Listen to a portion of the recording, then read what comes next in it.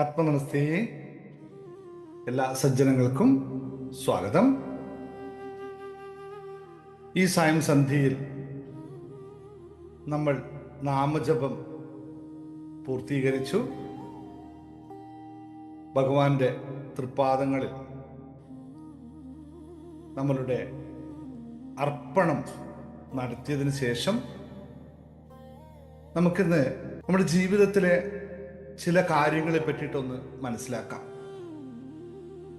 എല്ലാ ദിവസവും നിങ്ങൾ ഇവിടെ സന്നിഹിതരായി നാമജപം അതുപോലെ തന്നെ ഭജൻസും ഒക്കെ ചെയ്യുന്നുണ്ട്.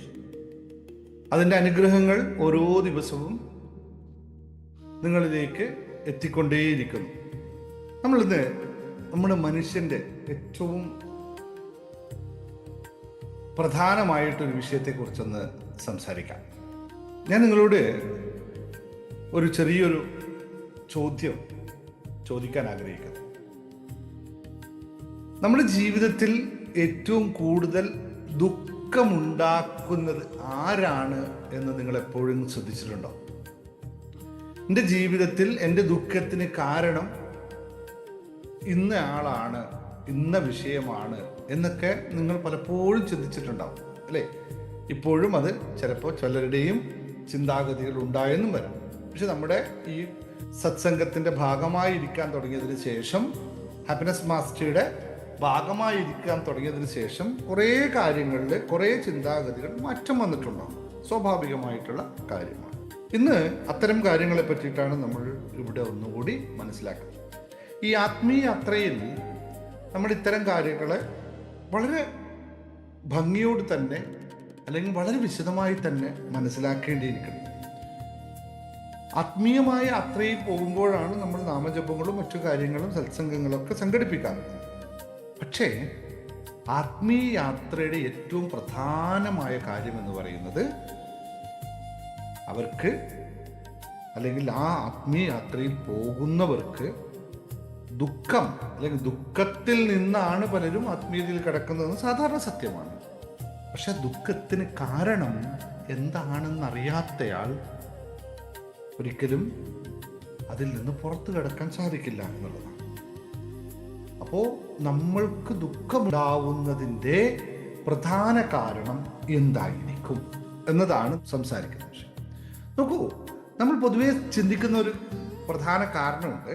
എന്നെ ഈ അവസ്ഥയിൽ എത്തിച്ചത് ഇന്നയാളാണ്, എൻ്റെ മകനാണ്, അല്ലെങ്കിൽ ഞാൻ കടം കൊടുത്ത് പൈസ തരാത്ത ആളാണ്, അല്ലെങ്കിൽ എന്നെ പറ്റിച്ച എൻ്റെ കുടുംബക്കാരാണ്, എൻ്റെ മറ്റുള്ളവരാണ്, അല്ലെങ്കിൽ ആ സാഹചര്യത്തിൽ പെട്ടത് കൊണ്ടാണ് ഞാൻ ഇങ്ങനെ, അല്ലെങ്കിൽ എൻ്റെ ഭർത്താവിന് അസുഖമായതുകൊണ്ടാണ്, എൻ്റെ ഭാര്യയ്ക്ക് അസുഖമായതുകൊണ്ടാണ്, അല്ലെങ്കിൽ ഞാൻ ആ സാഹചര്യത്തിൽ പെട്ടത് കൊണ്ടാണ് എന്നൊക്കെ ആൾക്കാർ നിരന്തരം പറഞ്ഞുകൊണ്ടേയിരിക്കും. അത് നോർമലി ആയിട്ടുള്ള കാര്യമാണ്, പറഞ്ഞുകൊണ്ടേയിരിക്കും. പക്ഷേ ചോദ്യം ഇതാണ്, അങ്ങനെ ഏതെങ്കിലും സാഹചര്യങ്ങളാണോ നിങ്ങളുടെ ദുഃഖത്തിന് കാരണമായത്, അല്ല നിങ്ങളുടെ സ്വന്തം മനസ്സാണോ എന്നുള്ളതാണ്.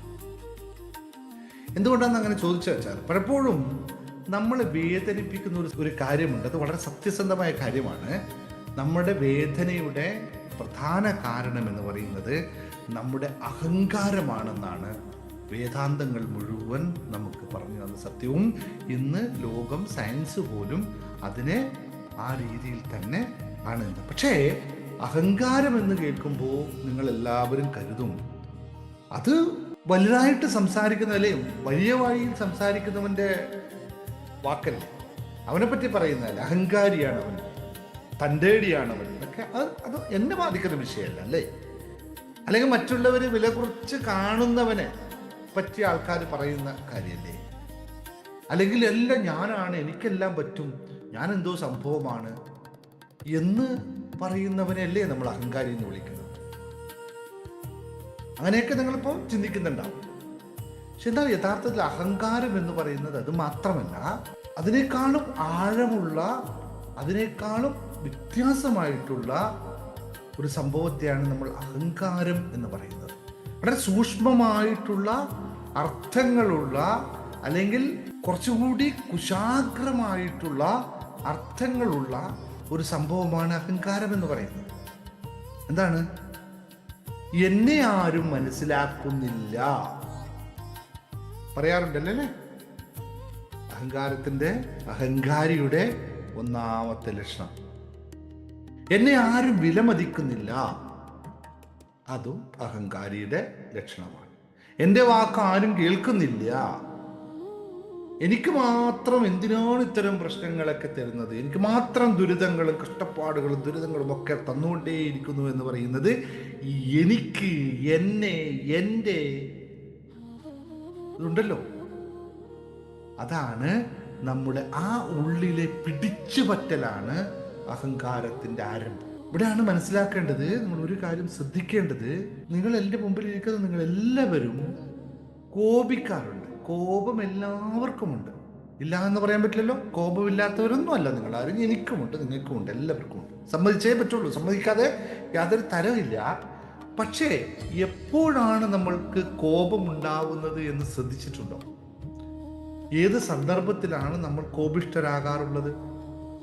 ഒന്നൊന്ന് വിശകലനം ചെയ്ത് നോക്കിയേ. നമ്മൾക്ക് കോപമുണ്ടാകുന്നത് നമ്മുടെ ഈഗോയെ ആരെങ്കിലും ഒന്ന് തൊടുമ്പോഴാണ്. എന്താണ് ഈഗോ തൊടുക എന്ന് പറഞ്ഞാൽ? നമ്മളുടെ ആ ഒരു കാര്യത്തെ ആരെങ്കിലും ഒന്ന് തൊട്ടാൽ അവിടെ നമ്മൾ ഈഗോയിസ്റ്റിക്കാവും, അല്ലെങ്കിൽ നമ്മൾ കോപിഷ്ഠരാകും. നമ്മളെ ഒരാൾ വിമർശിച്ചാൽ, നമ്മളെ ഒരാൾ അവഗണിച്ചാൽ, നമ്മൾ പ്രതീക്ഷിച്ച സ്നേഹം നമുക്ക് ലഭിച്ചില്ലെങ്കിൽ മനസ്സുടനെ തകർന്നു പോകും. ഇല്ലേ? നിങ്ങളെല്ലാവരും അനുഭവിക്കുന്നില്ലേ? എന്തുകൊണ്ടാണ്? കാരണം നമ്മൾ നമ്മുടെ സന്തോഷം മറ്റുള്ളവരുടെ അംഗീകാരത്തോട് ബന്ധിപ്പിച്ചിരിക്കുന്നു എന്നുള്ളത്. അങ്ങനെ വരുമ്പോഴാണ് ചെറിയ കാര്യങ്ങൾക്ക് പോലും വലിയ ദുഃഖം നമ്മളിൽ ഉണ്ടാകുന്നത്. മനുഷ്യൻ നിരന്തരമായി ഞാൻ, എൻ്റെ നേട്ടങ്ങൾ, എനിക്കുള്ളത്, ഞങ്ങളുടേത് എന്ന ചിന്തയിൽ ജീവിക്കുമ്പോഴാണ് അവൻ ഏറ്റവും കൂടുതൽ സ്ട്രെസ് ഹോർമോൺസുകൾ ഉണ്ടാക്കുന്നത് എന്ന് സൈക്കോളജിയും ന്യൂറോ സയൻസും പറയുന്നു. ബ്രെയിൻ്റെ പ്രവർത്തനം അങ്ങനെയൊക്കെ മാറും. അപ്പോഴാണ് നമുക്ക് ആൻസൈറ്റിയും ഭയവും ദേഷ്യവും കമ്പാരിസണും ജലസിയും ഒക്കെ നമ്മളിൽ വളരാൻ തുടങ്ങുന്നത്. അപ്പോൾ ആരാണ് ഇതിന് പ്രധാന കാരണക്കാരൻ? അഹങ്കാരം, ഈഗോ. അത് ടച്ച് ചെയ്യുമ്പോൾ മാത്രമാണ്. ഞാനിപ്പോൾ എൻ്റെ മുമ്പിലിരിക്കുന്ന ഇത്രയും ആളോട് പറയുന്നു, നിങ്ങളിലും ഇത് കിടന്ന് കളിക്കുന്നുണ്ട്. എപ്പോഴും നമ്മൾ സാധ്യത കൂടുതലുള്ള ഒരു കാര്യമാണ്.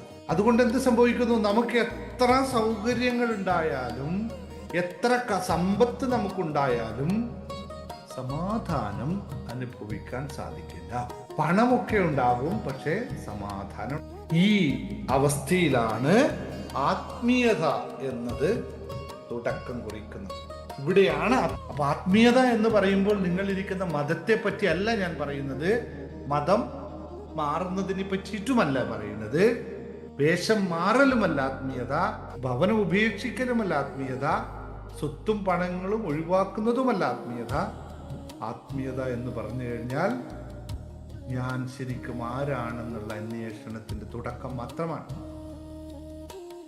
മനോബുദ്ധഹങ്കാര ചിത്താനിനാഹം എന്ന് ഗുരു പറഞ്ഞ പോലെ ഇത് മാത്രമാണോ? അപ്പൊ ഞാൻ ഈഗോ, അവിടെ ഈഗോ, ഞാൻ ആരാണ്? എന്തിനാണ് ഞാൻ എല്ലാത്തിനും ഞാൻ എൻ്റെ, എനിക്ക്, എങ്ങനെ എന്ന് പറഞ്ഞുകൊണ്ടിരിക്കുന്നത്? എന്തിനാണ് ഞാൻ പറയുന്നത്? അപ്പൊ ഞാൻ ശരീരമാണോ? എൻ്റെ ശരീരത്തിനാണോ വേണ്ടത്? അല്ലെങ്കിൽ ഞാൻ ഇമോഷനാണോ?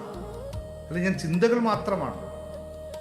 അല്ലെങ്കിൽ ഞാൻ ഇതെല്ലാം കാണുന്ന മറ്റൊരു ശിവോഹം ശിവോഹം ശിവോഹം, ഇതൊന്നുമല്ല ഞാൻ എന്നുള്ള തിരിച്ചറിവിലേക്ക് എങ്ങനെ?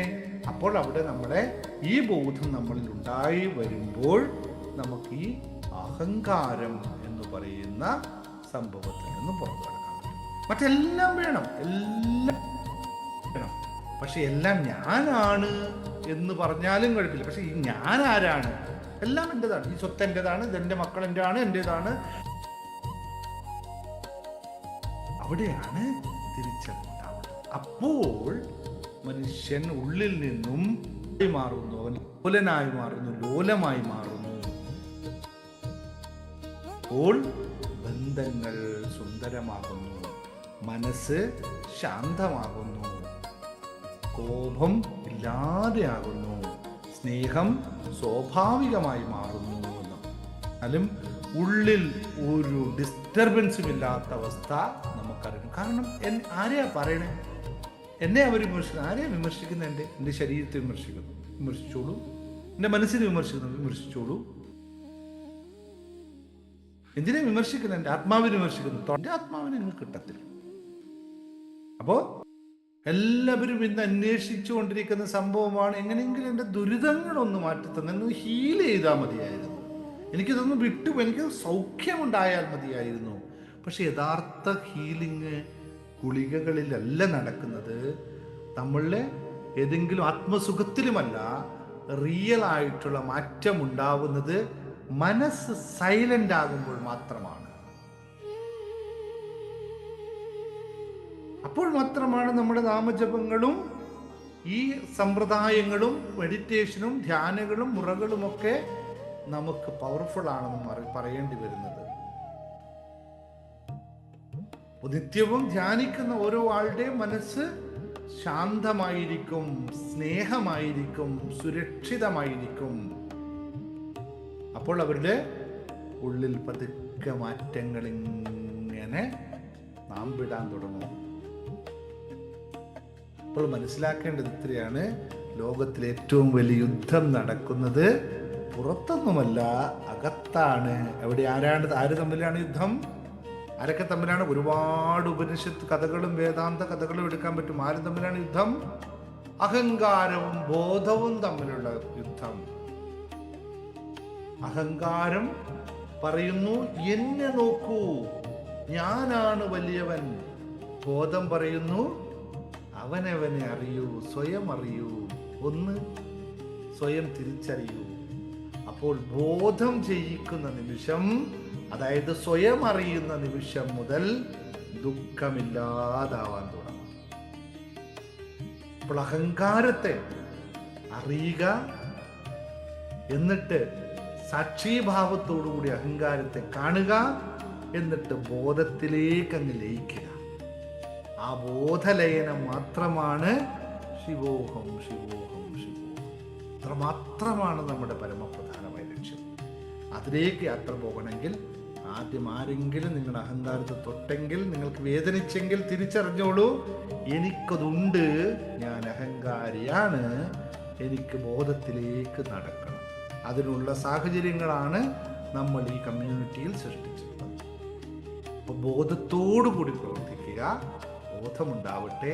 ബോധമുണ്ടാവുക എന്ന് പറഞ്ഞാൽ സ്വയം അറിയുക എന്ന് മാത്രമാണ് നമ്മുടെ സത്യാർത്ഥ്യം, അതിൻ്റെ അർത്ഥമായിട്ടുള്ളത്. എല്ലാവർക്കും സ്നേഹത്തോടെ വണക്കം. സ്നേഹവും സമാധാനവും എന്നും നിങ്ങൾക്ക് കാത്തു സൂക്ഷിക്കാൻ സാധിക്കട്ടെ. ഇതുപോലെ ഓരോ കാര്യങ്ങളും അറിഞ്ഞ് സ്വയം അറിയുക എന്നത് മാത്രമാണ് സത്യം എന്ന് തിരിച്ചറിയുക.